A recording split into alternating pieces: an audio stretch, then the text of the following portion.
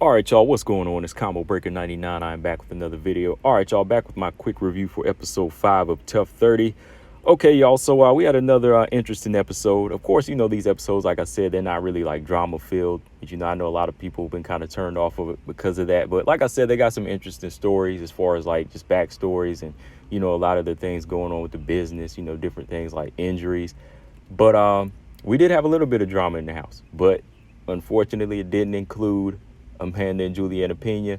And really, I think at this point, we're not going to get that type of drama. I don't really think we're going to get that type of tension between Pena and Nunes, because I think even in the recent interview, Amanda Nunes said something like, that a lot of stuff didn't go on. Like, she tried to poke the bear a little bit with Pena, but Pena didn't really fall for it. She said, oh, Pena was trying to be, she think Pena was just playing up to the cameras, trying to be fake, wasn't really being her. But in my opinion, I don't know, man, because Julianna Pena seemed like she was really into the show. You know what I mean? And to me, I think that was better than bringing drama, because it really seemed like she's finding her second career. Like, the day she finishes fighting, I think Julianna Pena might be a trainer, because she was really delving into her team. She was really like involved throughout the show so far, and that brings me to another topic about Amanda Nunes' training, because I know I've talked about her training over the past few episodes, as far as, her kind of just being a little bit more technical and not as personable like Julianna Pena. But one thing in this show I just wanted to talk about was Catherine Paprocki after her loss to Gallardo. As y'all know, Gallardo, she was stepping in for Chantel Coates, and she was facing off against Catherine Paprocki, and she pretty much dominated. She won the fight, beat her 2 rounds, and this show picked up where that episode left off, and Catherine Paprocki basically said that she thinks that Nunes and the team didn't really help her prepare for the fight the way she wanted to. She said she wanted to have a game plan of throwing more body kicks and just throwing more kicks in general, and they told her not to do that. They told her to just kind of keep that out. And from what Catherine Paprocki was saying to Caitlin Neal, she kind of just broke it down to her and felt like they didn't really help her, like Nunes wasn't really out to help her, just kind of like help herself. So that's the perspective from one person.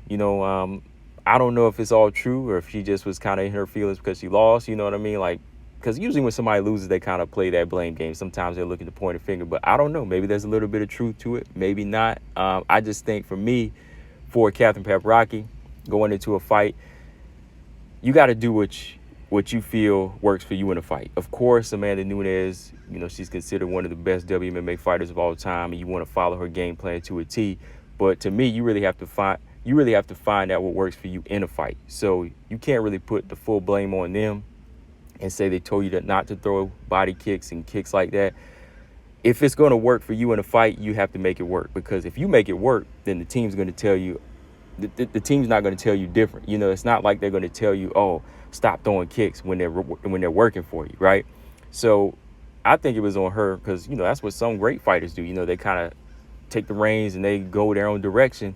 They listen to their trainers to some extent, but they still have to kind of make their own game plan. You know what I mean? So I can't really say, oh, it's on her to just follow it to a T, and if it don't work, okay, next time we'll try it again. No, you have to kind of make things work for you in there, because you're the one actually doing it. Of course, they see what's going on from the outside, but you have to go in there and say, okay, this works for me, I have to do it, right? So I'm kind of 50-50 on that. I mean, maybe there's some truth to it, but I think you really have to make a game plan work for yourself. So that's a little bit of the drama that went on in the house.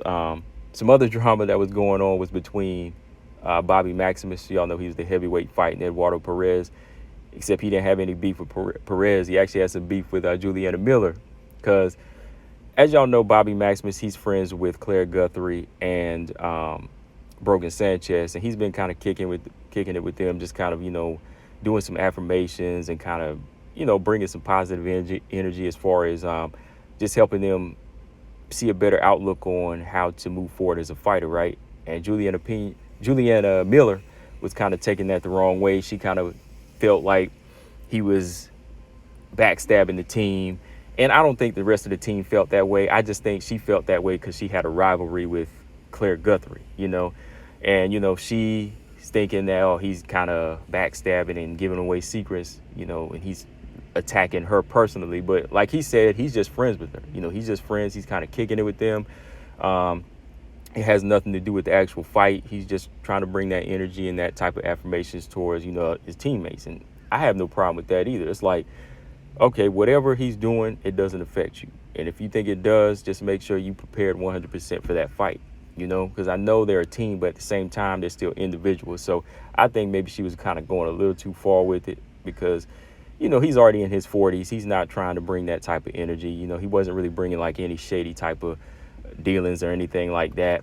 He was just kind of talking to some other fighters in the house. You know what I mean? Sometimes it works out that way. Sometimes you might be friends or you might click with somebody over on this side a little bit more, right? Because when it comes down to it, like I said, they all in the house for the same thing, right? Because at some point, everybody's going to kind of be fighting somebody. But with him being friends with her, it had nothing to do with them. It's not like he's training Claire Guthrie to prepare for Julianna Miller, right? So I didn't really see too much of a problem with that. I don't think the rest of the team did as well.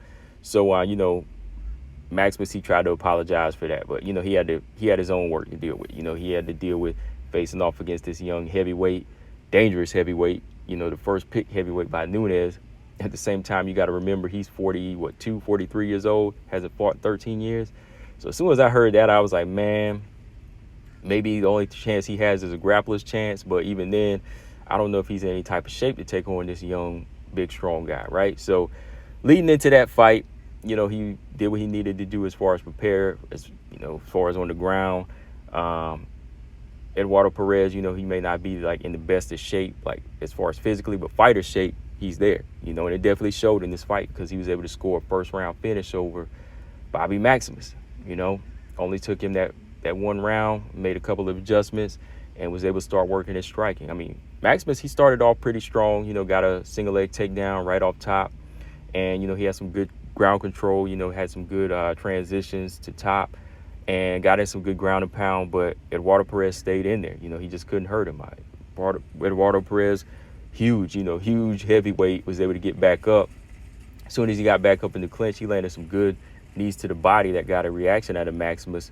After he landed those knees, he landed a big elbow that rocked Maximus, landed a big right hand that rocked Maximus, then just started sticking those jabs in the face and just started, teeing off. And you could see right there, like from the reaction of Maximus, that it's been years since he's been hit like that. Of course he's been sparring, but when it comes down to actual fight, he ain't been hit like that in years. And you could see his body was reacting to that. That's why I said, like, if you're 43 years old and you went 13 years without fighting, your body's not going to have that same punch resistance, right? Versus like a 43-year-old that's been fighting for nonstop, no breaks in between. He'll be good. Might be a danger to himself, but he's still good because, his punch resistance is high. He's adapted to it. But if you haven't been punched in the face in like 13 years and you're already in your 40s, you're going to feel the effects. And he did, so he went in for one last takedown, gassed. He was kind of on his back. Eduardo just, made that little transition to the back and just started teeing off with that ground and pound till Beltran had to stop the fight. So, yeah, man, it was a good action-packed, first round finish. That's what their team needed to break that 2-fight losing streak. And Perez, he got it done. Heavy hands, big guy. And, he came into fighter shape. But as for Maximus, man, I don't know if he can bounce back from this. And I don't know if he can even get a contract to fight at 43 years old, because, like I said, taking them shots, you could see, like, the reaction from his eyes. Like, he ain't been hit like that in forever, right? So, yeah, man, like I said, interesting episode leading up to flyweight fight next week. We got Julianna Miller and Claire Guthrie. They about to run it back, which I knew that was going to happen. I called it before the show even started. I was like, I already seen them fighting in Invicta FC. Claire Guthrie beat her the first time pretty convincingly.